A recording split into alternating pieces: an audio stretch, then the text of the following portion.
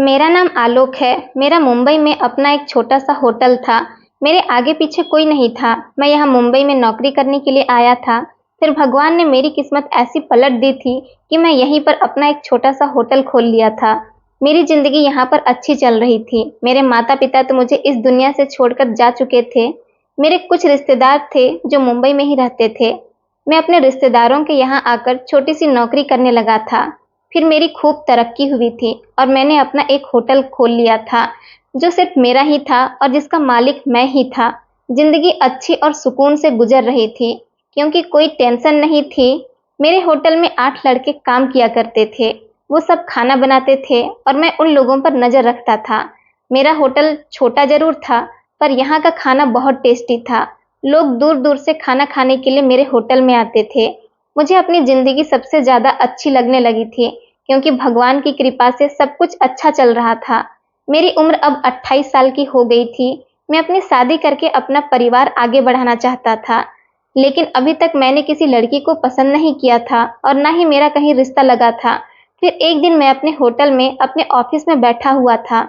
जब मैं एक लड़की को देखा, तो वो मुझे पहली नज़र में ही भा गई थी, लेकिन उसके चेहरे पर एक अजीब सी उदासी थी। वो मेरे सामने बैठी हुई थी और मैं उसकी तरफ बार-बार देख रहा था। ये सोच रहा था कि ये क्यों परेशान है और इसे क्या प्रॉब्लम है। अजीब सी बात है ना कि मेरा उससे कोई ना रिश्ता था और ना ही कोई संबंध था, लेकिन मैंने उसकी परेशानी को महसूस कर लिया था। फिर वो बेचैन होकर और रिक्वेस्ट भरे अंदाज में मुझसे कहने लगी कि सर, मैं बहुत मजबूर हूँ। मुझे आपके होटल के बारे में पता चला तो मैं यहाँ पर आ गई। क्या आप मुझे नौकरी पर रख सकते हो? प्लीज इनकार मत करना, मुझे नौकरी दे देना। मैं बहुत दूर से यहाँ आई हूँ। मैं यहाँ से निराश होकर नहीं जाना चाहती। मेरे होटल में हर तरह के लोग खाना खाने के लिए आते थे, तो और मेरा पूरा का पूरा स्टाफ मेल था, उसमें कोई भी फीमेल नहीं थी। मैंने सोचा कि अगर मैंने उसे नौकरी दे दी तो मुझे उसकी जिम्मेदारी उठानी पड़ेगी और ये मेरे होटल के रूल्स के खिलाफ है। मैं यहाँ पर किसी लड़की को नौकरी नहीं देना चाहता। इतने सारे लड़कों में एक अकेली लड़की, कहीं मेरे होटल का नाम बदनाम ना हो जाए। बस इसी वजह से मैंने उसको नौकरी देने से साफ-साफ मना कर दिया था। वैसे तो मुझे उसे काम देने में कोई प्रॉब्लम नहीं थी, क्योंकि मैंने अपने होटल के रूल्स खुद ही बनाए थे। मैं यहाँ का मालिक था, इसलिए यहाँ पर मेरी ही मर्जी चलती थी और फिर इस लड़की को यहाँ रखने से कोई प्रॉब्लम ना हो जाए। उसने फिर से कहा, सर प्लीज देख लीजिए, अगर कोई गुंजाइश हो जाए तो मैं बहुत मजबूर हूँ। बहुत उम्मीदों के साथ यहाँ पर आई हूँ। उसका इतना मासूम चेहरा और उसकी इतनी मासूमियत भरी बात सुनकर मेरा दिल पिघल गया था। मैं कोई बड़ा आदमी नहीं था, क्योंकि हर मर्द बुरा नहीं होता। मैंने सोच लिया था कि मुझे इसकी मदद करनी ही होगी। मैंने कहा कि ठीक है, और मैंने उसे अपने होटल के सारे काम समझा दिए थे और बता दिया था कि तुम कहाँ पर काम किया करोगी। उसे मैंने सब्जी वगैरह काटने का, चीजों को फ्राई करने का और मसाले पीसने का काम बता दिया था। वैसे और काम करने के लिए तो मैंने कुक रखे हुए थे। वो इस बात से बहुत खुश हो गई थी। उसने फिर से कहा था, आपका बहुत बहुत धन्यवाद। मैं बहुत ज्यादा मजबूर हूँ। आपने एक मजबूर की मजबूरी को समझा। मैंने कहा कि बार बार अपनी मजबूरी के बारे में मत कहो। मैं तुम्हें शर्मिंदा नहीं करना चाहता। मैं तुम्हारी मदद कर सकता हूँ, तो मैंने तुम्हारी मदद कर दी। फिर मैंने उसे 1 महीने की सैलरी भी एडवांस में ही दे दी थी। मैंने यहाँ काम करने वाले एक लड़के ने मुझसे कहा कि सर, आपने इस लड़की को यहाँ नौकरी देकर अच्छा नहीं किया, और फिर आपने उसे पहले ही दिन 1 महीने की सैलरी एडवांस दे दी। कुछ लोग बहुत लालची होते हैं। अब देखना, ऐसा न हो कि कल काम पर ही ना आए और आपके पैसे लेकर फरार हो जाए। लेकिन वो अगले दिन काम पर आ गई थी और उसने 1 दिन की छुट्टी भी नहीं की थी। वो लगातार काम कर रही थी, टाइम से आती थी और टाइम से ही अपने घर चली जाती थी। और अब उसे मेरे होटल में काम करते हुए 1 महीना हो गया था। अपना 1 महीना पूरा होते ही उसने मुझे एक अजीब सी फरमाइश कर दी थी। उसने मुझे कहा था कि सर, मुझे पैसों की जरूरत है। तो मैंने उसके एक बार यही कहने पर उसे कुछ पैसे दिए थे। उसने कहा कि नहीं, मुझे इससे भी ज्यादा पैसे चाहिए। अगर आप चाहो तो मैं आपके लिए कुछ भी कर सकती हूँ। मुझे पता चला कि आपकी शादी नहीं हुई है। अगर आप चाहो तो मैं 1 दिन के लिए आपकी पत्नी बनकर आपके साथ रात गुजार सकती हूँ। मैं जब उसकी ये बात सुनी तो मेरे होश उड़ गए थे, क्योंकि उसने बात ही ऐसी कह दी थी। मैंने फौरन उसका हाथ पकड़ा और उसे ऑफिस के अंदर ले गया था और फिर मैंने उस पर डांट लगाई थी। कहा था कि तुम ये कैसी बकवास कर रही हो? तुम्हें ऐसी बातें करते हुए शर्म नहीं आती? पैसों के लिए तुम इतनी गिर गई हो कि तुम्हें साफ साफ शब्दों में मुझसे ये बात कह रही हो? उसने मुझे अपना नाम अविका बताया था। उसने ढीले ढीले कपड़े पहने हुए थे और वो सलवार कमीज पहनी हुई थी। उसके सर पर दुपट्टा भी रखा हुआ था। वो देखने में जवान और बहुत खूबसूरत थी और मेरे होटल में काम करने लगी थी। मेरी डांटों पर वो बहुत ज्यादा शर्मिंदा हुई थी और उसके बाद उसने मुझसे कभी भी कोई गलत बात नहीं कही थी। लेकिन एक दिन वो अचानक किचन से भागती हुई निकली। मैं हैरान हो गया था कि आखिर ये क्या मैटर है। मैं किचन में गया तो स्टाफ के सारे ही लड़के अपने अपने काम में बिजी थे। मैंने उन लड़कों से कहा कि अविका यहाँ से इस तरह क्यों भागती हुई निकली है, क्या तुम लोगों ने उसके साथ कुछ गलत तो नहीं किया? तो वो कहने लगे, नहीं नहीं सर, हम में से किसी ने भी कुछ गलत नहीं किया, लेकिन मुझे शक था कि जिस तरह से वो डर कर भागी है जरूर कोई ना कोई बात थी। अगले दिन जब वो सुबह काम पर आई तो मैंने उससे पूछा था कि कल तुम्हें क्या हो गया था, कल तुम इस तरह से क्यों भाग गई थी? उसने कहा कि आपके होटल में काम करने वाला जो ये नौकर है जो सांवले रंग का है, मैं उसका नाम तो नहीं जानती, लेकिन उसने मेरे साथ बदतमीजी करने की कोशिश की है। मैं समझ गया था कि वो किसकी बात कर रही है। वो मेरे होटल में काम करने वाले सांवले रंग के लड़के जिसका नाम सोहन था उसकी बात कर रही थी। मैंने उससे कहा, तुम्हें पूरा यकीन है? उसने कहा, हाँ, मैं साइड पर खड़े होकर अपना काम कर रही थी और वो बार बार कई चीजें उठाने के बहाने आता और आकर मेरे शरीर के साथ टकरा जाता और कहता था कि मुझे माफ कर दो, मुझसे गलती हो गई। और फिर उसने आज तो हद ही कर दी। आज उसने जबरदस्ती मेरा हाथ पकड़ा, मेरी कमर में हाथ डाल दिया था और मैं वहां से भाग गई। मैंने कहा कि तुम्हें इस टाइम मुझे बताना चाहिए था, तुम्हें इस तरह से भागने की जरूरत नहीं थी। मैंने सोहन को बुला लिया और कहा था कि क्या तुमने ये हरकत की है? तुम जैसे लोगों की वजह से औरत इज्जत की रोटी कमाने के बजाय किसी गलत काम की तरफ चली जाती हैं, क्योंकि उनको ये एहसास होता है जहां हम इस इज्जत से काम कर रहे हैं वहां भी हम इज्जत से महफूज नहीं हैं, तो फिर हम वही काम कर लेते हैं। तुम जैसे मर्द उन्हें कोठे की तरफ ढकेल देते हैं। सोहन ने कहा, सर ये खुद मेरे करीब आने की कोशिश कर रही थी, मैंने कुछ नहीं किया। सर मैं आपके साथ पिछले 3 साल से काम कर रहा हूँ और इस लड़की को आए हुए अभी 3 महीने भी नहीं हुए हैं, आपने उसकी बात मान ली और आप मेरी बात नहीं मान रहे हो। बात तो सोहन की भी ठीक थी, लेकिन फिर मुझे एक लड़के ने इशारा किया कि ये लड़का ही गलत है, इसने लड़की को छेड़ा है। बस फिर मैंने फौरन ही फैसला कर लिया था कि मैं इसे नौकरी से निकाल दूंगा। मैंने सोहन से कहा कि मैं तुम्हारा हिसाब फाइनल कर देता हूँ, तुम यहाँ से चले जाओ। और वो मेरे होटल से चला गया, पर जाते जाते ये कहकर गया कि सर इस लड़की की वजह से आपने मुझे काम से निकाल दिया है। ये लड़की आपको एक न एक दिन अपना असली रूप जरूर दिखाएगी, फिर आपको पता चलेगा कि मैं सही था और ये गलत। जाहिर सी बात है, उसको मैंने काम से निकाल दिया था तो वो मेरी इस बात पर तारीफ तो नहीं कर सकता था, इसलिए वो इसका नाम की बातें करके वहां से चला गया था। लेकिन शाम को मेरे हेड नौकर ने कहा कि सर आपने इस लड़की को यहाँ पर रख कर अच्छा नहीं किया, क्योंकि अब इस तरह के मैटर्स तो होते ही रहेंगे।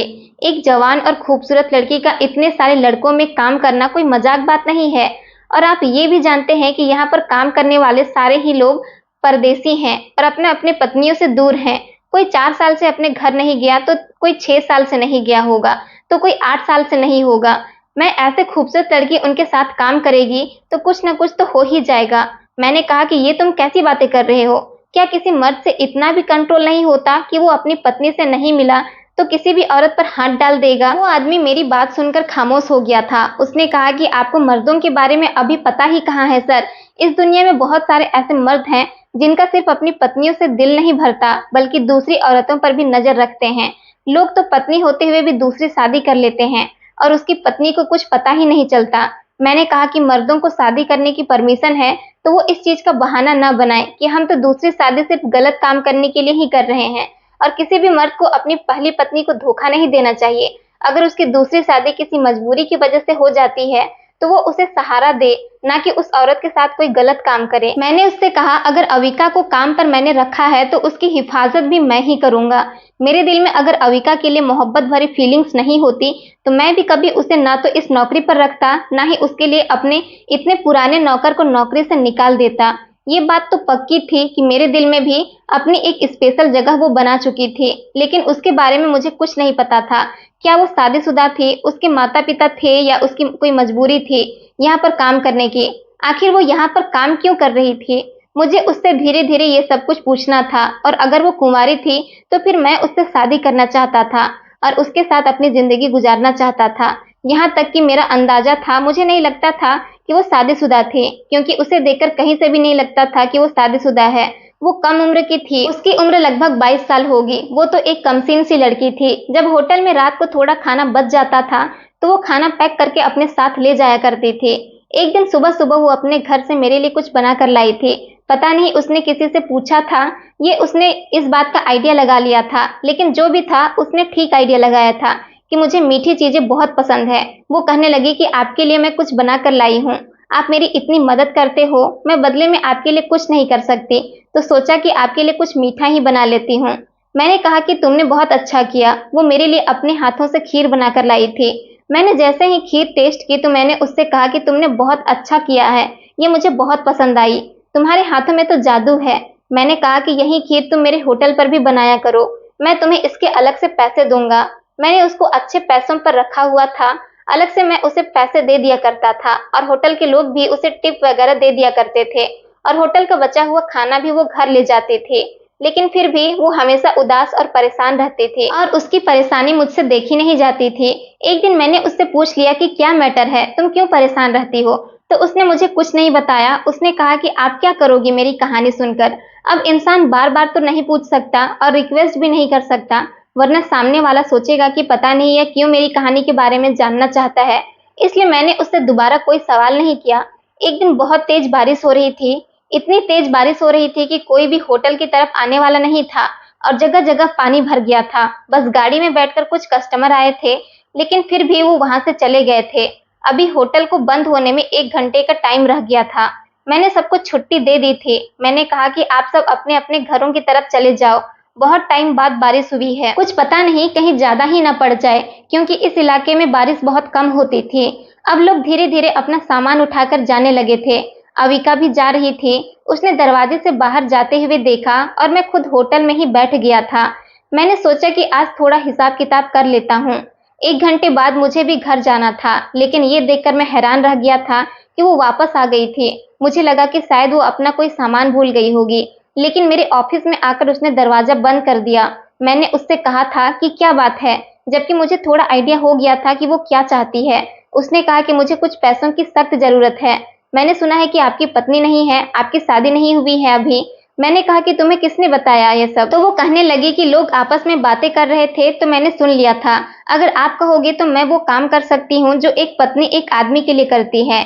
मैं एक दिन के लिए आपकी पत्नी बन सकती हूँ। मुझे पता है कि आप मेरी इस बात से नाराज हो जाओगे, लेकिन मैं बहुत मजबूर हूँ, मुझे पैसों की जरूरत है, इसलिए आप मुझे थोड़े से पैसे दे दो, इसके बदले में मैं वो सब करने के लिए तैयार हूँ। मैंने उसे हैरान होकर देखा था, क्योंकि इससे पहले जब उसने ये बात कही थी तो मैंने उसे बहुत डांटा था।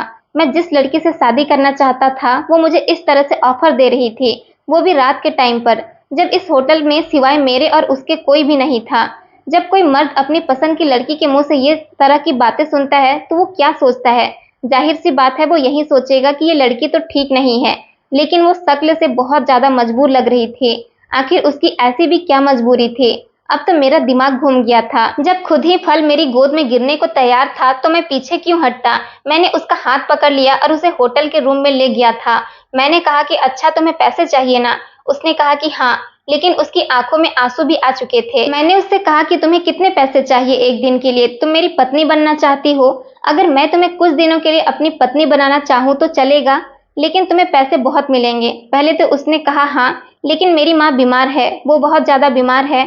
उसने हाँ तो कह दिया था, लेकिन जैसे ही मैंने उसकी तरफ नजर भरकर देखने की कोशिश की तो वो फूट फूट कर रोने लगी थी और जमीन पर बैठ गई थी और उसने अपनी आंखों पर हाथ रख लिया था और वो मुझसे माफी मांगने लगी थी। वो कहने लगी कि मुझे जाने दो प्लीज सर, मुझे जाने दो, मैं यहाँ काम नहीं कर सकती। मैं एक पल को कमजोर पड़ गई थी, लेकिन नहीं नहीं, मैं ऐसा नहीं कर सकती।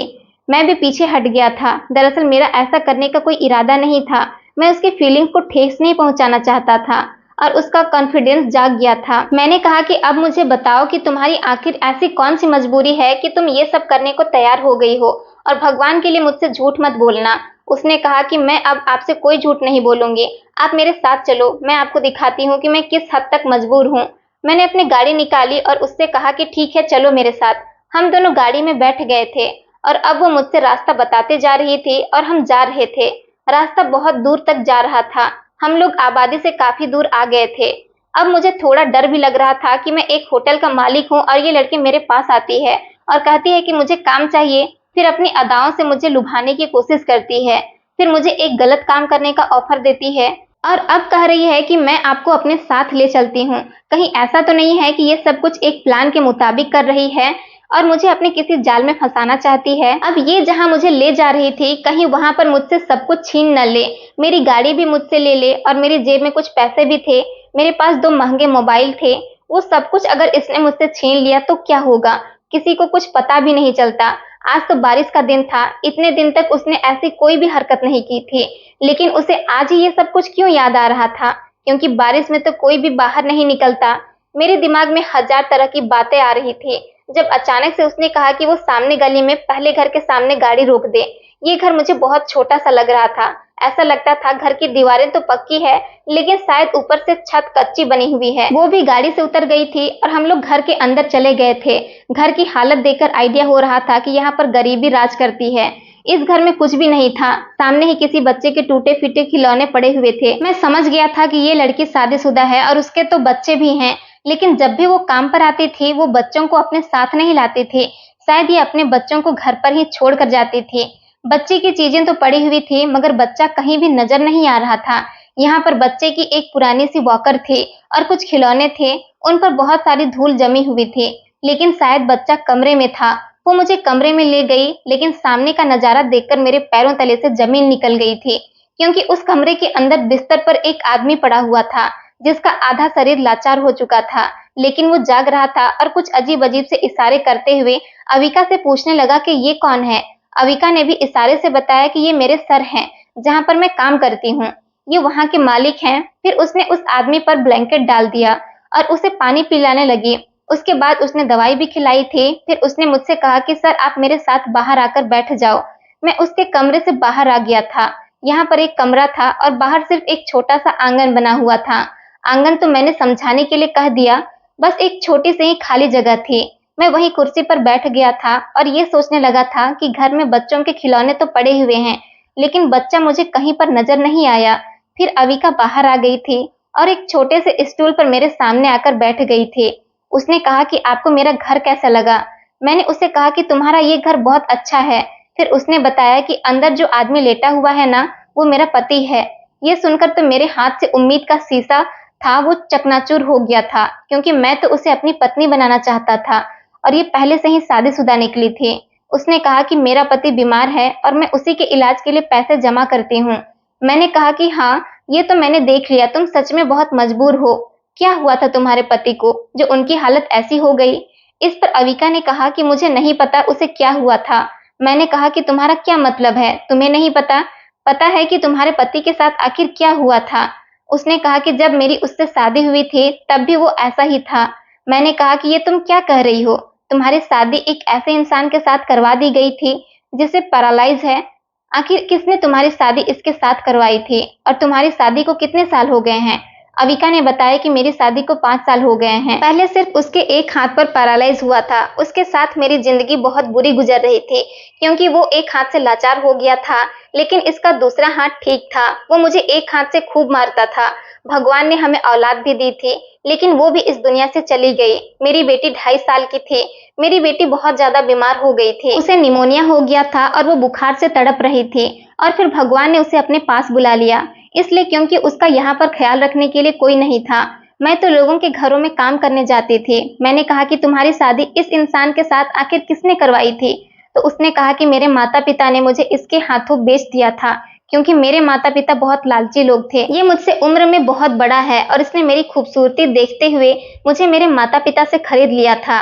मैं तो जिस दिन से पैदा हुई हूँ अत्याचार बर्दाश्त करती आ रही हूँ। ये अभी भी मुझ पर हाथ उठाता है। मैंने कहा कि ये अभी भी तुम पर हाथ कैसे उठा सकता है? ये तो बीमार है। उसने कहा कि अब इसका पैरालाइज बढ़ गया है और अब इसकी टांगे भी पैरालाइज हो गया है। इसे कानों से भी ठीक से सुनाई नहीं देता, ये बोल भी नहीं पाता, लेकिन एक हाथ अभी भी चलता है। उसने एक डंडा अपने पास रखा हुआ है जो इसके बेड के पास ही रखता है, और उसे अपने हाथों की अंगुलियों में पकड़कर वो मुझे गुस्से में होता है तो इशारे में मुझसे बुलाता है और उसके सामने बैठ जाती हूँ और वो डंडे के साथ मुझे मारना शुरू कर देता है। तभी तो ये ढीले ढीले कपड़े पहनती हूँ, ताकि मेरे शरीर पर जो जख्म के निशान है वो किसी और का न दिख जाए। अगर कोई मेरे जख्म गिनने बैठ गया तो सुबह हो जाएगी। ये आदमी मुझ पर बहुत अत्याचार करता है। उसकी ये बातें सुनकर तो मेरी आंखों में भी आंसू आ गए थे। मैंने कहा, फिर भी तुम इस घटिया इंसान का इतना ख्याल रखती हो। तुम उसे छोड़ क्यों नहीं देती? और तुम उसके लिए पैसा भी कमाती हो और इस आदमी के लिए तुम मेरे सामने भी रात गुजारने के लिए तैयार हो गई थी। अरे तुम इसको मार क्यों नहीं देती हो? ऐसे लोगों का इस दुनिया में जीने का कोई हक नहीं है, जो औरतों को कुछ नहीं समझते, और वो ऐसी औरत को जो एक घटिया मर्द के लिए इतनी मेहनत से पैसा कमाती है और उसका ख्याल रखती है। मुझे तो बहुत गुस्सा आ रहा था। शायद मैं खुद भी कभी ऐसा नहीं करता, लेकिन गुस्से में मैं इसको इस तरह की एडवाइस देने लगा था। उसने कहा कि मैं क्या करूं, जैसा भी है, पर है तो ये मेरा पति ही, और मैं अपना सुहाग नहीं उजाड़ सकती। जब तक इसकी सांसें चल रही है मैं इसकी पत्नी हूँ। मेरी जिंदगी के शामिल होने वाले सारे लोग ने मिलकर मेरे साथ बहुत बुरा किया है, लेकिन मैं बुरी इंसान नहीं हूँ। ये मेरे साथ इसलिए बुरा कर रहा है क्योंकि ये मुझे भी बुरा बनाना चाहता है। ये सब लोग तो जाएंगे एक दिन नर्क में, और इनसे सवाल भी जरूर किया जाएगा, इनको सजा भी जरूर मिलेगी। लेकिन अगर मैंने इनके साथ कुछ बुरा किया तो फिर मुझे भी सजा मिलेगी। फिर मेरे साथ बुरा करने वाले लोगों में और मुझ में क्या फर्क रह जाएगा? ये इस दुनिया में जीत जाएंगे, लेकिन भगवान के यहाँ जाकर तो मेरी ही जीत होगी, और ये सारे के सारे हार जाएंगे। मैंने कहा कि तुम इसका इलाज क्यों करवाना चाहती हो? तो वो कहने लगी कि अगर ये मर गया तो लोग इसकी मौत का इल्जाम मुझ पर ही लगाएंगे, लेकिन अगर ये अपनी मौत मर गया तब भी मुझे ही बुरा कहेंगे कि मैंने अपने पति को मार डाला। क्योंकि जब मैं लोगों को बताती हूँ कि मेरा पति ऐसी हालत में है और मुझे मारता है, फिर भी मैं इसके लिए सब कुछ कर रही हूँ, तो लोगों को इस बात पर यकीन नहीं आता। यहाँ आसपास के लोग कहते हैं कि अपने बीमार पति को छोड़कर बाहर घूमने के लिए जाती है, या फिर धंधा करती है, या गलत तरीके से पैसा कमाती है। वरना इतनी खूबसूरत लड़की हो और उसका पति ऐसे बीमार होकर बिस्तर पर पड़ा हुआ हो और इसे मारता भी हो, फिर ये उसके लिए इतनी मेहनत क्यों करेगी? मैं किस किस को जवाब दूं? मैं तंग आ गई थी। इसलिए मैंने सोचा कि इल्जाम तो मुझ पर वैसे भी आना था, तो फिर मैं कुछ गलत कर ही लेती हूँ। तभी आपको मैंने वो सब कुछ कह दिया था। मुझे माफ कर दो, मैं वो सब नहीं करना चाहती। मैं बहुत इज्जतदार लड़की हूँ। मैं बेबस हो गई थी और परेशान हो गई थी। मुझे अपनी बेटी की बहुत याद आती है। मैंने उसका नाम खुशी रखा था। सिर्फ इस इंसान की वजह से मुझसे दूर चली गई। वो बहुत बीमार हो गई थी। मैं उसके इलाज के लिए पैसों का इंतजाम करने में लगी हुई थी, लेकिन जब घर वापस आई तो मेरे पति ने मुझे इतनी जोर से मारा था कि मैं बेहोश हो गई थी। और जब मेरी आंख खुली तो मेरी बेटी की आंखें बंद हो चुकी थी और वो इस दुनिया को छोड़कर जा चुकी थी। मैंने अविका की बात सुनने के बाद उसके हाथ पर अपने दोनों मोबाइल और मेरे पास जो पैसे थे वो सब कुछ रख दिए थे, और उससे कहा था कि ये मोबाइल बेच देना और इन पैसों को इस्तेमाल कर लेना और नौकरी पर भी आना। मैं चलता हूँ, लेकिन इससे पहले मैं तुम्हारे पति को कुछ कहना चाहता हूँ। तुम इसको बाद में सब कुछ बता देना। मैं उसके पास गया और मैंने उसके पति से कहा कि तुम कैसे इंसान हो, तुम्हें शर्म आनी चाहिए। तुम्हारी पत्नी तुम्हारा कितना ख्याल रख रही है और तुम हो कि उसका नुकसान पहुंचाते हो। अगर एक दिन तुम उसके साथ अच्छा सलूक कर लोगे ना, तो भगवान की कसम अपने दोनों कदमों पर खड़े हो जाओगे। वो मुझे हैरान होकर देखता रह गया, क्योंकि उसे ठीक से सुनाई नहीं दे रहा था कि मैं उससे क्या बोल रहा हूँ। मैं वहां से निकल आया था तो मेरी आंखों में भी आंसू आ गए थे। अब मुझे समझ आया था कि उसने अपनी बेटी का सामान वहां पर क्यों रखा हुआ था, क्योंकि उसे अपनी बेटी की याद आती थी।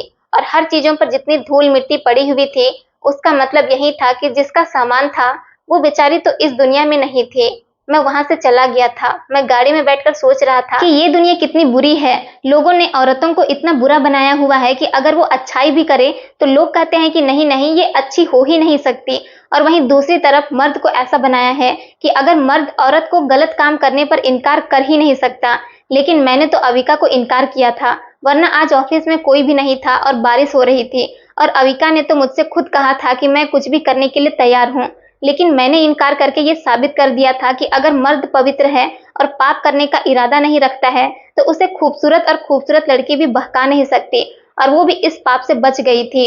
अविका काम पर आती थी तो मैं उससे कोई बात नहीं करता था। वो भी अपने काम में बिजी रहती थी, क्योंकि मुझे सच में उससे बहुत हमदर्दी हो गई थी और मोहब्बत भी थी अभी भी, लेकिन मैं उसे अपने दिल में कहीं छुपा लिया था। मुझे नहीं लगता था कि वो कभी भी मुझसे शादी करेगी, क्योंकि वो अपने पति को नहीं छोड़ सकती थी। अगर वो अपने पति को छोड़ने वाली होती तो अभी तक छोड़ चुकी होती। मैंने अविका को अपने दिल के किसी कोने में दबा कर रख दिया था, जहां पर वो हमेशा के लिए सेफ रहने वाली थी। लेकिन मैं उससे खुद जाहिर नहीं करना चाहता था कि मैं उससे प्यार करता हूँ, क्योंकि मैं जानता था कि वो मेरी कभी नहीं हो पाएगी। दिन इसी तरह से गुजरते जा रहे थे। मैंने उससे ये कभी नहीं पूछा था कि तुम्हारे पति का बिहेवियर अब तुम्हारे साथ बेहतर हुआ या नहीं। क्या वो अभी भी तुम्हें मारता रहता है और तुम खामोशी से मार खाती रहती हो? लेकिन एक दिन मैं उसे देखकर हैरान रह गया था। आज वो बहुत ज़्यादा खुश लग रही थी और बहुत खूबसूरत लग रही थी। वो मेरे ऑफिस में आई और कहने लगी, सर मेरे पास आपके लिए कुछ है। मुझे लगा कि शायद फिर से वो मेरे लिए कुछ खाने का बनाकर लेकर आई होगी, लेकिन इतने दिनों तक वो मुझसे दूर दूर रह रही थी और मुझे इग्नोर कर रही थी। फिर अचानक से उसे मेरा ख्याल कैसे आ गया था। मैं उसके साथ इस तरह से पेश आ रहा था जैसे ये सब कुछ नॉर्मल है और मेरे अंदर कुछ नहीं चल रहा। मैंने कहा कि हाँ बताओ क्या लाई हो तुम। तो उसने मेरे सामने मेरे दोनों मोबाइल टेबल के ऊपर रख दिए थे। मैंने उससे कहा कि तुमने अभी तक इनको बेचकर इस्तेमाल नहीं किया। तो वो कहने लगी कि नहीं, मुझे इन चीजों के बेचने की जरूरत ही नहीं पड़ी। दरअसल मेरा पति इस दुनिया से चला गया है। मैं उसकी बात पर चौंक गया था। मैंने कहा कि ये सब कैसे हुआ। उसने कहा कि उस दिन के 2 हफ्ते बाद ही रात को अचानक उसकी तबीयत बहुत बिगड़ गई थी। उसके मरने के बाद लोगों ने मुझे बहुत बुरी बुरी बातें सुनाई थी, लेकिन मैंने उनकी बातें सुन ली थी क्योंकि मुझे पता था कि अब ये इन लोगों की आखिरी बातें हैं। आगे मुझे कोई भी कुछ नहीं कहेगा। अब मैं घर में बिल्कुल अकेली रहती हूँ। मैंने कहा कि इतना सब कुछ हो गया और तुमने मुझे बताया क्यों नहीं। उसने कहा कि मैंने आपको इसलिए नहीं बताया कि आपने पहले ही मेरे लिए बहुत कुछ किया था और आज मैं आपको इसलिए सब कुछ बताना चाह रही हूँ क्योंकि बहुत जल्द ही मेरी शादी होने जा रही है, और वो भी बहुत अच्छे इंसान के साथ। ये सुनकर तो मेरे होश उड़ गए थे।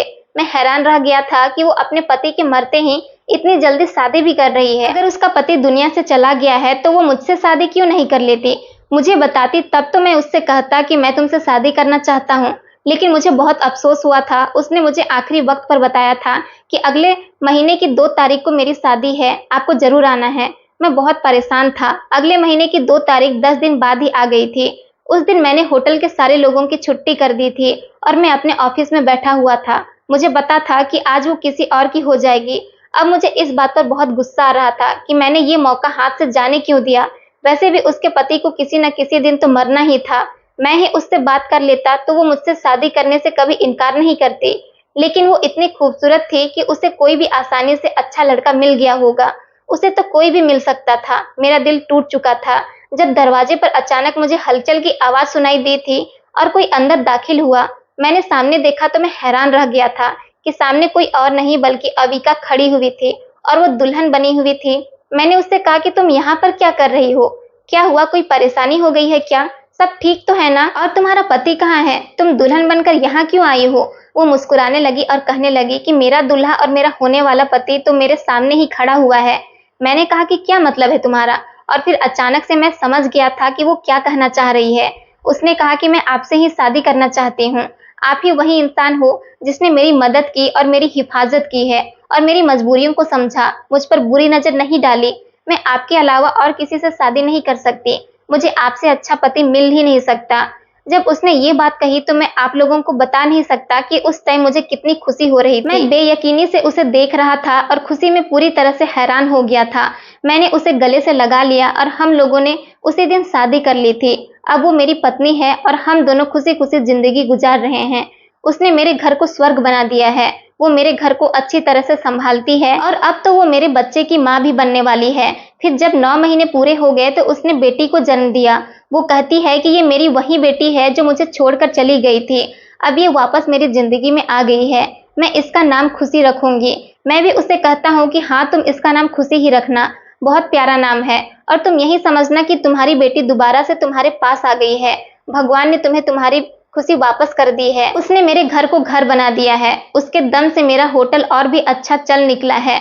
मैं बहुत खुश हूँ और मुझे अविका के रूप में एक बहुत खूबसूरत और अच्छी लाइफ पार्टनर मिली है क्योंकि मैंने पाप नहीं किया था। अगर मैं उस रात उसके साथ वो पाप करके अपनी हवस को पूरी कर लेता तो शायद आज मैं बर्बाद हो चुका होता, लेकिन मैंने ऐसा नहीं किया था। मैंने हमेशा उसकी मदद की थी और फिर वही मेरे लिए सब्र का फल बनकर मेरी जिंदगी में आ गई थी। अविका बेचारी की जिंदगी में भी अब सुकून आ गया था क्योंकि जब वो अपने माता पिता के पास थी तो उन लोगों ने भी उस पर अत्याचार किए और शादी के बाद उसके पति ने भी उसकी जिंदगी को दुश्वार कर दिया था। मेरे घर में वो बहुत सुकून से रहती है और मेरे साथ बहुत खुश है और उसे भी यही लगता है कि मेरी जिंदगी में आने के बाद उसकी पूरी जिंदगी बदल गई है। भगवान ने हम दोनों को किस तरह से मिलाया था और हमारी इस सच्ची मोहब्बत को पूरा कर दिया था।